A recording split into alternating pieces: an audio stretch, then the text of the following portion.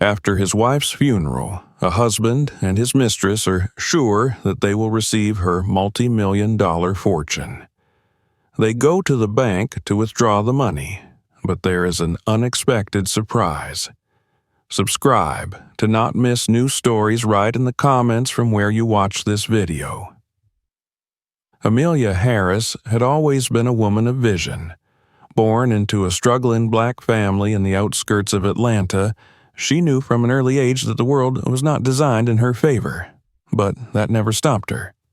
By the time she was 30, she had built a business empire spanning multiple industries: technology, fashion, and real estate. She was not just wealthy, she was a symbol of black excellence, a woman who had defied every obstacle placed before her and created a legacy that many would only dream of. Despite her immense fortune, Amelia had never forgotten where she came from. She dedicated a significant portion of her resources to uplifting black women, providing scholarships, funding business incubators, and ensuring that young black girls had role models who looked like them. Her philanthropy was not just a hobby, it was her life's mission. She knew firsthand how the world treated black women, and if she could do anything to level the playing field, she would. Her husband, Thomas Harris, had never fully understood this part of her. A white man from an old money family, he had grown up in a world of privilege where success was expected, not earned. When he married Amelia, he had told himself it was for love, for her ambition and strength. But as the years passed, he began to resent the way she carried herself, the way she never needed him. He was used to men like him holding the power, making the decisions, being the ones to dictate the course of their wives' lives. But Amelia was different. She didn't need his guidance.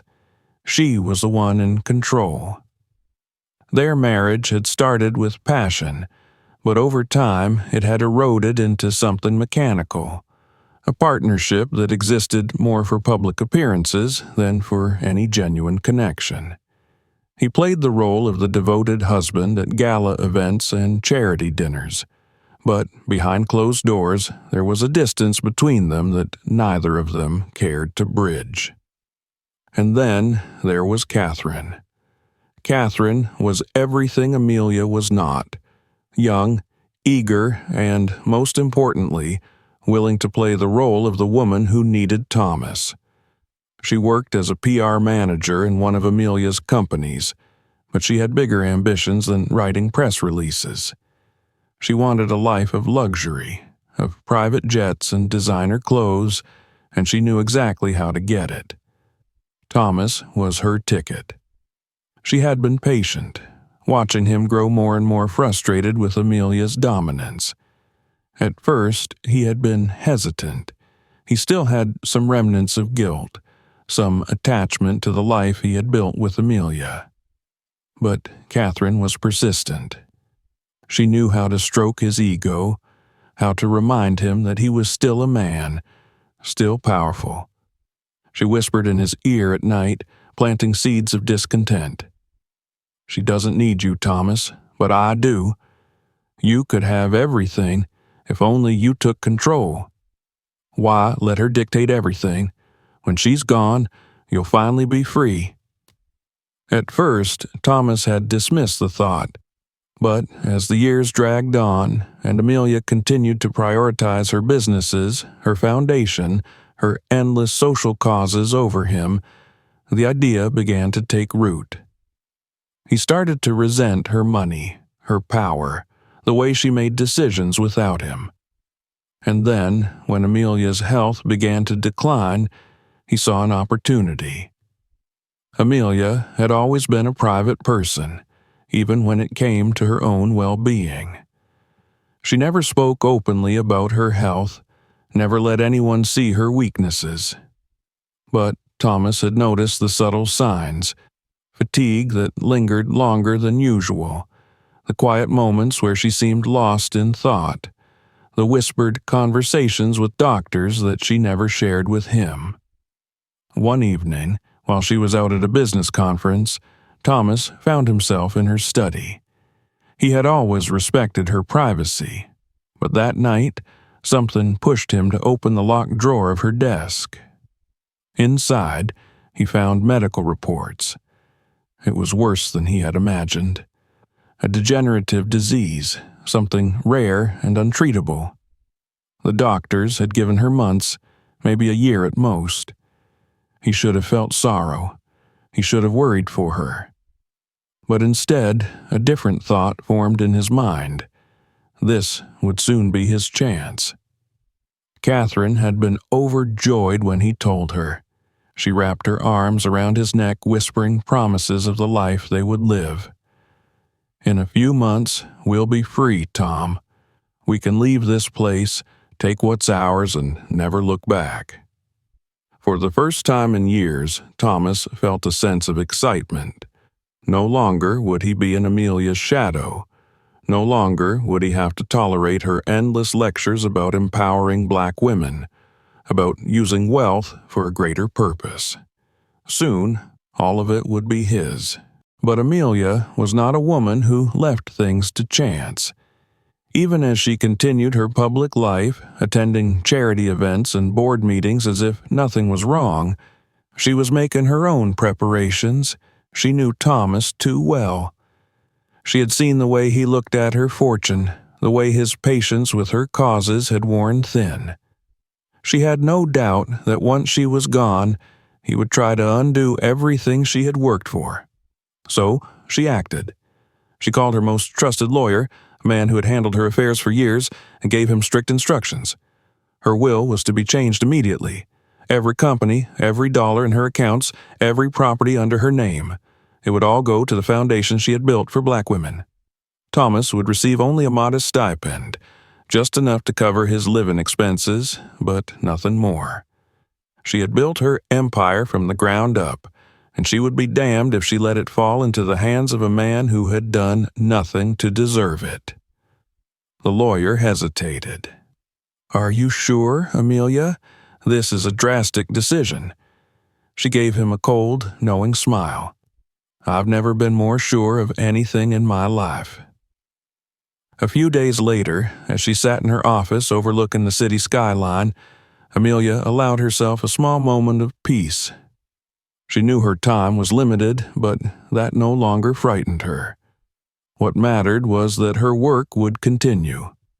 Her wealth, her success, it was never about personal gain. It was about changing lives. And no matter what Thomas thought, no matter what he planned, he would never take that away from her. He simply didn't know it yet. Amelia Harris passed away on a crisp autumn morning.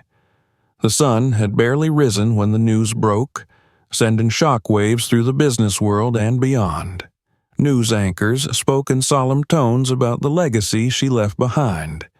A self-made billionaire, a champion for black women, a philanthropist who had dedicated her fortune to uplifting others. Across social media, tributes poured in. Women from across the country shared stories of how Amelia's foundation had changed their lives. Some spoke of scholarships that had allowed them to attend college, others of grants that had helped them start businesses.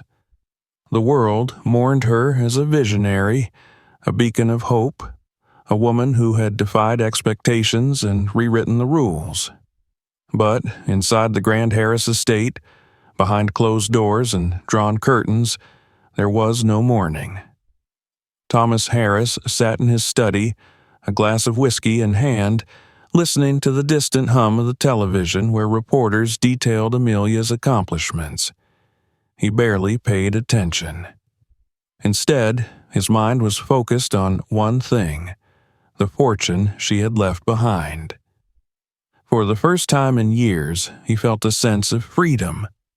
He had spent the last decade trapped in Amelia's world, forced to play the role of the supportive husband while she basked in the limelight. But now she was gone, and that meant everything she had built, everything she had accumulated, would finally be his. He could already picture the future. The bank accounts, the properties, the investments. It was all waiting for him, ready to be claimed. And once he had it, he would be gone. He and Catherine would leave this place behind, start fresh somewhere far away, away from Amelia's shadow and everything she had prioritized over him. That evening, Catherine arrived at the estate, dressed in black out of respect, but her demeanor was far from grief-stricken. She poured herself a glass of wine and settled onto the leather couch beside him, her lips curving into a smile.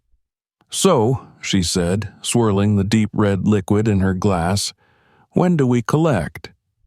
Thomas exhaled, taking a slow sip of his whiskey. "Tomorrow. First thing in the morning, we go to the bank. The accounts will be transferred, and then we can start making arrangements." Catherine smirked. "I've already started looking at properties. Paris, maybe, or somewhere warm. Monaco, the Amalfi Coast, something private." He nodded, pleased by her enthusiasm. "Anywhere but here." Catherine leaned in closer, running a manicured finger along the rim of her glass. "And you're sure everything is in order?" Thomas chuckled, setting his drink down. "Of course. The will was written years ago and nothing's changed. She was too busy with her charities and businesses to bother updating anything. The lawyers will handle the legalities, and then it's all ours." Catherine's eyes gleamed. Finally. Tomorrow, their new life would begin. The next morning, Thomas dressed in his sharpest suit, the same one he had worn to the funeral the day before. He wanted to look composed, professional, the image of a grieving husband who was simply handling his late wife's affairs. Catherine, ever meticulous, dressed elegantly but modestly, knowing that appearances still mattered. They arrived at the bank just before noon.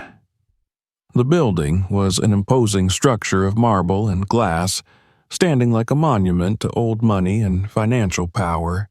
As they stepped inside, the hushed atmosphere of the bank only heightened the anticipation bubbling in Thomas's chest. A well-dressed manager greeted them, his expression one of polite sympathy. "Mr. Harris," he said, shaking Thomas's hand, "please accept our condolences. Mrs. Harris was a remarkable woman." Thomas nodded, feigning a somber look. "Thank you. She was." Catherine remained silent beside him, playing her role perfectly. The manager led them through the bank, past security doors and down a quiet corridor to his office. The room was sleek and professional, lined with shelves of neatly arranged files. The manager gestured for them to sit as he retrieved a thick folder from his desk. "Now," he began, flipping open the file, "as per standard procedure, we have reviewed Mrs. Harris's financial arrangements following her passing. There are a few formalities we need to discuss." Thomas nodded, his fingers tapping impatiently against the armrest of his chair. "Of course. Let's proceed." The manager hesitated, adjusting his glasses. "There is one thing we need to address first." Thomas frowned. "Yes?" The manager looked him directly in the eye. "Mrs. Harris amended her will shortly before her passing." For a brief moment, Thomas's breath caught. The words didn't fully register at first, but the uneasy look on the manager's face made his stomach tighten. "I'm sorry, what?" The manager cleared his throat.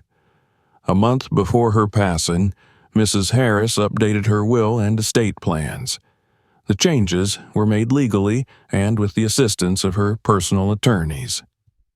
Thomas felt Catherine stiffen beside him. He leaned forward, his tone sharp. And what exactly did she change? The manager flipped through the pages until he found the relevant document. All of Mrs. Harris's assets, her business holdings, her properties, her financial accounts, have been placed under the control of the foundation she created for Black women. The funds will be allocated to educational programs, business grants, and housing assistance. Silence filled the room. Thomas's fingers clenched around the armrest. And what about me? The manager's expression didn't waver. As her legal spouse, you have been granted a personal stipend to cover basic living expenses, but the majority of the estate has been transferred to the foundation. These changes were made in accordance with Mrs. Harris's wishes and cannot be contested. The words were like a punch to the gut. Thomas felt the room spin around him. This wasn't possible. He had seen the will years ago. It had all been his. The money, the properties, everything. How had she done this? How had she planned so carefully, so perfectly to cut him out? Across the desk, the manager closed the folder and folded his hands. I understand this may come as a shock, Mr. Harris. If you need time to process. Catherine let out a sharp laugh, disbelief coloring her voice. This must be a mistake. The manager's polite expression remained unchanged. I assure you, miss, it is not. Thomas's jaw tightened, his vision blurring with fury. Amelia had done this on purpose. She had known exactly what he would try to do, and she had outplayed him even in death. Catherine's hand curled into a fist on her lap, her nails digging into her palm. She turned to Thomas, her voice cold. You said everything was taken care of. His mind raced. There had to be a way to fix this, to challenge it, to... Catherine abruptly stood up. You lied to me. Thomas turned to her, his voice low. Catherine, this isn't over. But she was already stepping away from the desk, her expression shifting from shock to something harder, something unforgiving. Her next words cut him like a blade. I didn't sign up for this.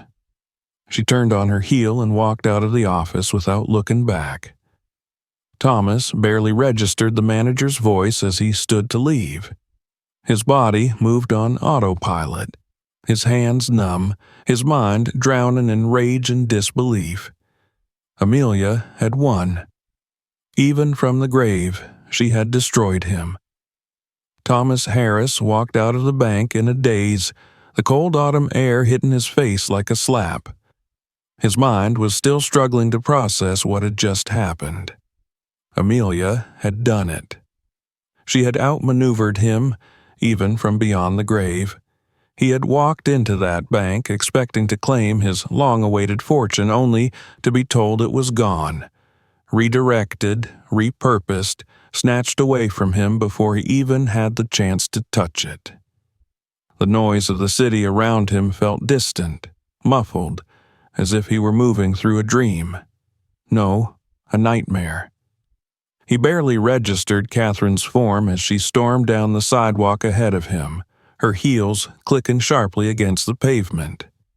Catherine, he called after her, his voice still laced with the disbelief that gripped his chest like a vice. She didn't slow down. Catherine! She whirled around so suddenly that a passing pedestrian had to step aside to avoid walking into her. Her face was a mask of pure fury. Don't, she hissed, eyes flashing.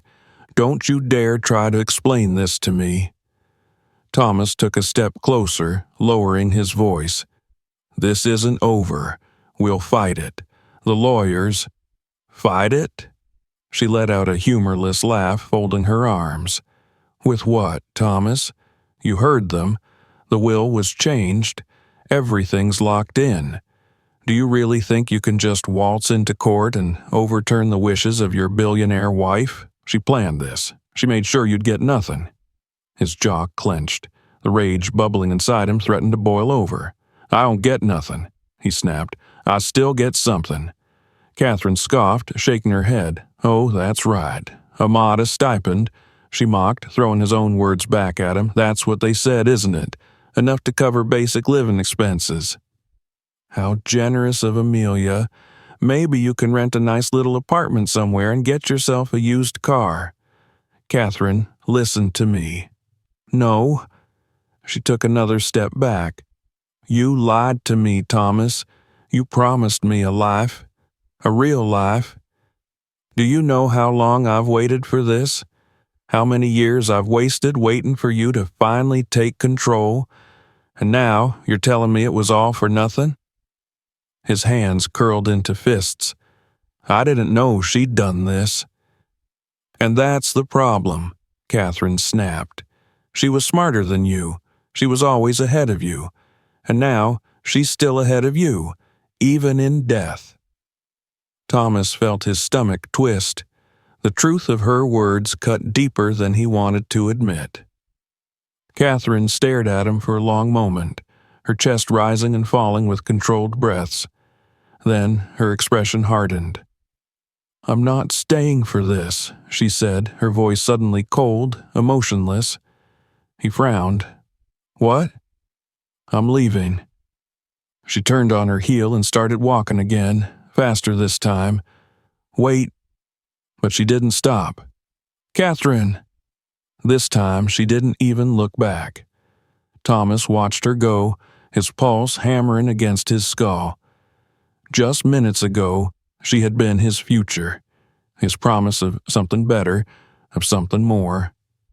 And now she was gone, just like that. He let out a slow, shuddering breath, his hands still clenched at his sides. Amelia had taken everything from him. Everything. The rest of the day passed in a blur. Thomas wandered aimlessly through the city, unable to return home, unable to face the reality of what had happened. Every time he closed his eyes, he saw the bank manager's face, heard the calm certainty in his voice as he explained what Amelia had done. Every time he thought about calling his lawyer, the weight of the situation crushed him again. There was no loophole, no way out. The worst part, it wasn't just about the money. It was the fact that Amelia had outplayed him. For years, he had believed himself to be in control of his own fate. He had convinced himself that when the time came, everything would fall into place just as he had planned. But now, standing here, alone in a city that still belonged to Amelia, more than it would ever belong to him, he realized just how foolish he had been. She had known. She had known exactly what kind of man he was. She had known what he wanted, and she had made sure he would never get it. The weight of it settled over him like a suffocating fog. Eventually, when exhaustion overtook him, he hailed a cab and gave the driver the address to the Harris estate. He barely registered the ride, barely noticed the towering gates as the car pulled up to the grand mansion that had once felt like his, but now felt like nothing more than an empty shell. Inside, silence greeted him. The house was dark, hollow, devoid of the presence it once had. For years, he had resented this place. He had hated the way it always felt more like Amelia's domain than his own. But now, standing here, he realized something that sent a fresh wave of anger through him. Even if she was gone, this was still her house. Her name was on the deed. Her wealth had built it. Her decisions had shaped it. And now, thanks to her final act of defiance, he would never be able to escape that truth. He walked through the halls, past the grand staircase, past the lavish sitting rooms, past the portraits of Amelia that still hung on the walls. He wanted to rip them down. He wanted to tear this place apart, but he didn't. Because what would be the point? Amelia had already won, and he had already lost. That night, he sat alone in his study, staring at the untouched glass of whiskey in front of him. His phone buzzed. He glanced at the screen. It was his lawyer. For a brief moment, hope flickered in his chest. Maybe there was a way out of this. Maybe there was something they could do. He answered. Thomas, the voice on the other end greeted him. "I assume you've heard the news." He exhaled sharply. "I need options." There was a pause. "I'm afraid there aren't any." Thomas's grip on the phone tightened. "There has to be something. I've reviewed the documents and everything was done legally. Amelia's will is airtight. There's no loophole, no legal grounds for contesting it. Her assets belong to the Foundation now. You'll receive your stipend, but that's it." His jaw clenched. "Then what the hell am I supposed to do?" The lawyer sighed. "Adjust, Thomas. There's nothing else to be done." The call ended. Thomas set the phone down and leaned back in his chair, staring at the ceiling. He had lost, completely. The realization hit him like a freight train. For the first time in years, he had no plan, no next move, no future. All he had left was the bitter taste of failure. And the ghost of Amelia Harris, still haunting him in ways he never thought possible. Thomas Harris had always believed that wealth equaled power. He had spent his entire life convinced that as long as he had money, as long as he could control the flow of it, he could control everything. People, relationships, his future. Now, sitting alone in the vast, empty mansion that once felt like a cage, but now felt like a tomb, he realized just how wrong he had been. The day after his conversation with his lawyer, he woke up with the dull ache of a hangover pounding at his temples. He had spent most of the night drowning in whiskey, trying to blot out the crushing reality that he was no longer a man of wealth, no longer a man of status. Amelia had ensured that. He wandered aimlessly through the house, moving from room to room as if seeing them for the first time. The extravagant decor, the imported furniture, the priceless artwork, none of it was his. It had always been hers. And now, without her, it all felt meaningless. At some point, he found himself standing in front of one of Amelia's portraits. It was a formal painting, one she had reluctantly agreed to sit for during a gala fundraiser years ago. She looked regal in it, poised, powerful. A lump formed in his throat as he stared at it. "You really planned this to the end, didn't you?" he muttered, his voice hoarse. Amelia had known him better than he knew himself. She had seen his weakness, his greed, his entitlement. She had watched him grow resentful of her success, her independence. She had understood, long before he had even realized it himself, that the moment she was gone, he would try to take everything for himself. And so, she had taken it away first. A dry, bitter laugh escaped him. For years, he had believed himself to be the one waiting for Amelia to be gone so he could finally live. But now, standing here in the ruins of his own failed scheme, he understood the truth. Amelia had been waiting for him to be gone, and she had succeeded. The first official notice came a few days later, a formal letter from the estate lawyer detailing the next steps in the transfer of assets to the Foundation. He would be given time to vacate the mansion. It would soon belong to the organization that would oversee the fund. Thomas had known it was coming, but the words still stung when he read them. He had no idea where he would go. The stipend Amelia had left him was just enough to cover a modest lifestyle, an apartment, basic expenses, but it was nowhere near the kind of wealth he had spent his life accustomed to. He could try to reinvest, try to build something of his own, but the truth was he had never actually built anything. Everything he had was because of Amelia. And now she was gone. As he sat at his desk, staring at the letter in front of him, his phone buzzed. He hesitated before answering. "Sophie." His daughter's voice on the other end was clipped, distant. "Dad?" There was a long pause. "You heard?" he asked, already knowing the answer. "I did." Another silence. "Are you calling to rub it in?" A sigh came through the line. "No, Dad, I'm calling because, I don't know. I guess I just wanted to hear what you were thinking." Thomas swallowed hard. What was he thinking? That he had spent his entire life chasing something that had never truly been his?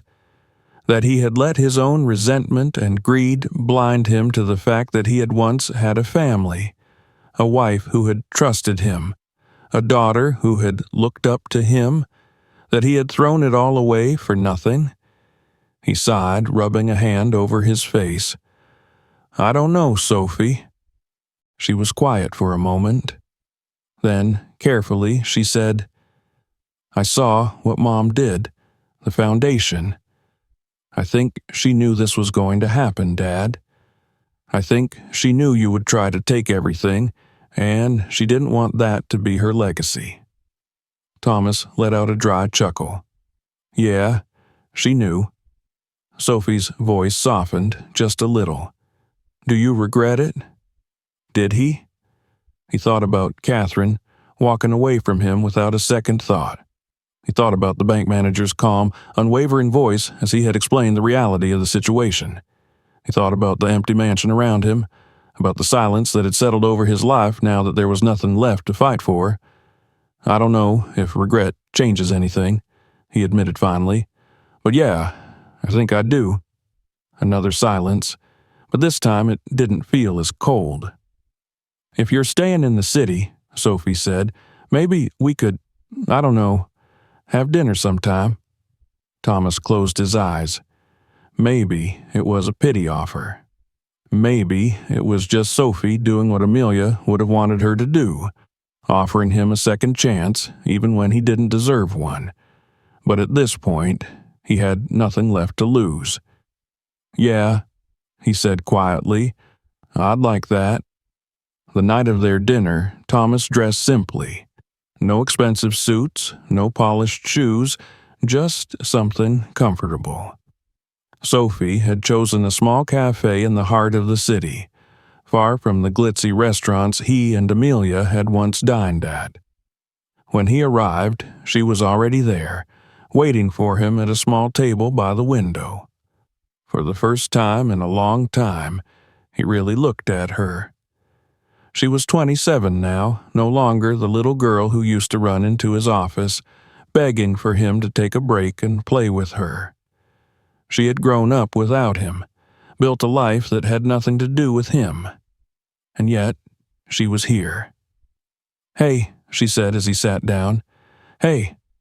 A waiter came by, took their orders. They talked at first about small things, her work, her life, the foundation. He asked how involved she planned to be, and she admitted that she wanted to do more, wanted to honor her mother's work. She didn't ask him about his future. Maybe she knew he didn't have an answer. After dinner, as they walked outside, Sophie stopped. "I don't know what's going to happen, Dad," she said, "but if you really mean it, if you really do regret it, maybe this doesn't have to be the end." Thomas looked at her, standing there with her mother's fire in her eyes, her strength in the way she carried herself. Maybe, for the first time, he had a chance to do something different, to not be the man Amelia had outplayed, to be someone else entirely. He nodded. "I'd like that," he said, and for the first time in years he meant it. The weeks that followed were slow, but for Thomas they were necessary. He moved into a modest apartment, nothing extravagant, but enough.